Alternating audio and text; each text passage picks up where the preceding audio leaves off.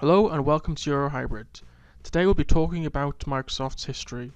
But first, a quick rundown on what Microsoft is for those who perhaps don't know. Microsoft is an American multinational technology company headquartered in Redmond, Washington, that develops, manufactures, licenses, supports, and sells computer software. Its best known software products are Microsoft Windows line of operating systems, Microsoft Office, Windows, Internet Explorer. It also has the Xbox video game consoles, as well as the Microsoft Surface tablet lineup. Microsoft was founded in 1975 by Bill Gates and Paul Allen. It rose to dominate the personal computer operating system market with MS-DOS in the mid-1980s, followed by Microsoft Windows. The company's 1986 initial public offering and subsequent rise in its share price created 3 billionaires and an estimated 12,000 millionaires among Microsoft's employees. Since the 1990s, it has increasingly diversified from the operating system market and has made a number of corporate acquisitions. Microsoft released its first version of Microsoft Windows in 1985. This would be the start of Microsoft's rebranding of its MS-DOS system, which was originally designed as a graphical extension, but would become perhaps the most prominent feature in Microsoft's software landscape.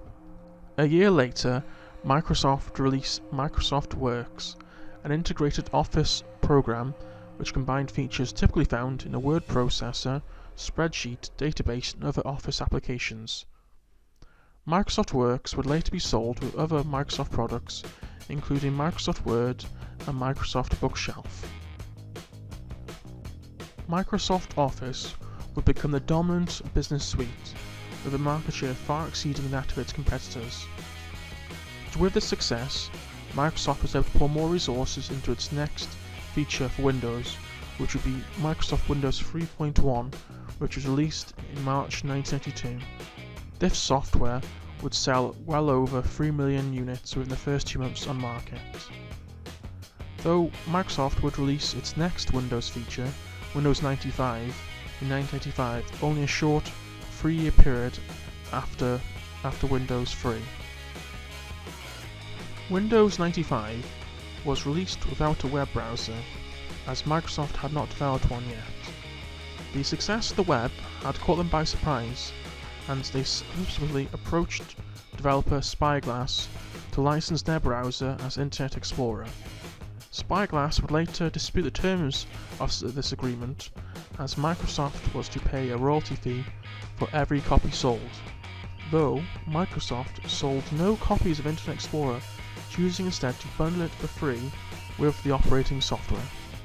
1998 was a significant year for Microsoft, as they released their new system of Windows, Windows 98, but perhaps far more significant was the decision of Bill Gates to step down as president of Microsoft and appointing Steve Ballmer as president instead, though Bill Gates would remain as chairman and CEO. In 2001, Microsoft released Windows XP and Office XP. These were versions that aimed to encompass both the features of business and home product lines. This operating system would be the first to require Microsoft Product Activation, an anti-piracy mechanism that requires users to activate the software within 30 days of use. Later in 2001, Microsoft would enter the multi-billion-dollar games console market, dominated by Sony and Nintendo, with the release of the Xbox.